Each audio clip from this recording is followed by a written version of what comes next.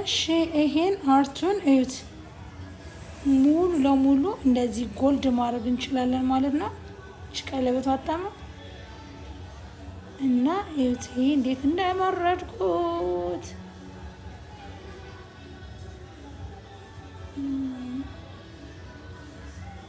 እሺ ውስጥ እንትን መግባት ካልፈለጋችሁ ይኸው ንቅል ታደርጉታላችሁ ማለት ነው። ነቅላችሁ ማስቀመጥ ነው። ነቅላችሁ ማስቀመጥ ነው። ያው ጥፍራችሁ አይጎዳም። እዩት ጄል አለ። ነቅላችሁ ማስቀመጥ ይሄን ይመስላል ጥፍራችን። ከዛ ባዶ እንደዚህ